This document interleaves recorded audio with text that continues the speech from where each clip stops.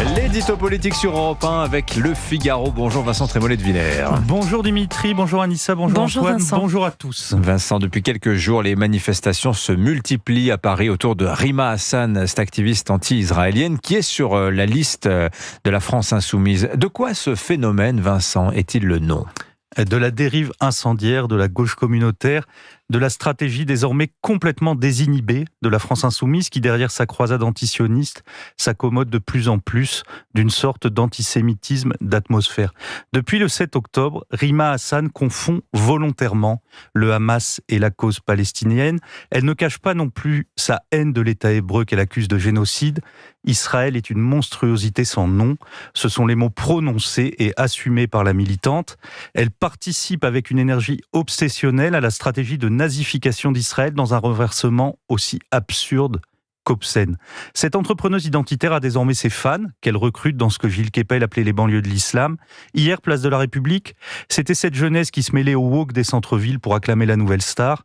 À Marseille, jeudi dernier, des femmes voilées faisaient la queue pour la remercier. Rima Hassan joue à plein la rhétorique décoloniale qui voudrait soulever en un même mouvement Gaza, les Kanaks et la Seine-Saint-Denis.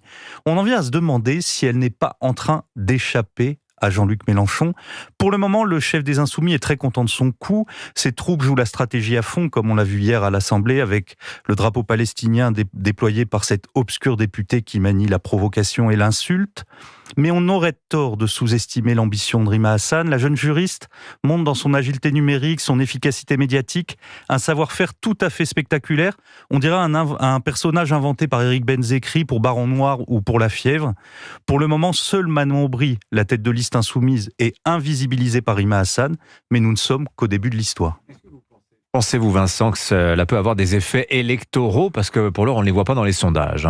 Ces jeunes qui viennent aux manifs iront-ils voter le 9 juin pour Manon Aubry ? On peut en douter. La gauche radicale chic qui applaudit au Festival de Cannes la robe de Cate Blanchett aux couleurs de la Palestine, ira-t-elle voter Manon Aubry ? On peut en douter aussi.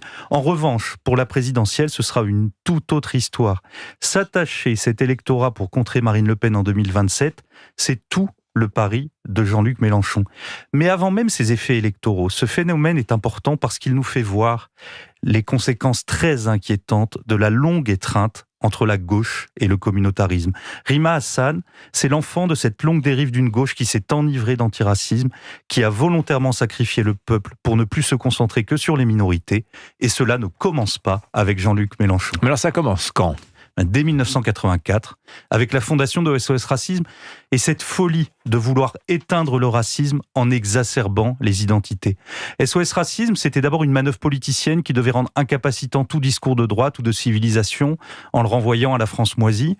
En 1993, l'essayiste Paul Lyonnais a décrit les dangers de cet antiracisme diviseur et finalement dévastateur dans son livre « Voyage au cœur du malaise français ». Tout ce qu'il dit, nous le vivons aujourd'hui. Paul Lyonnais a alors été condamné à la mort sociale par toutes les autorités morales de l'époque.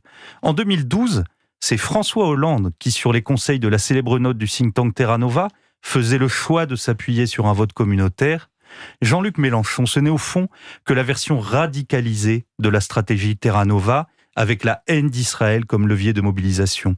Les socialistes d'hier sont sincèrement effrayés par la dérive du chef des Insoumis, et il y a de quoi, mais ils oublient que leur propre cynisme électoral a été le terreau sur lequel prospère Jean-Luc Mélenchon. À gauche plus qu'ailleurs, la révolution dévore toujours ses enfants. L'édito politique sur Europe 1. Merci Vincent Trémollet de Villers.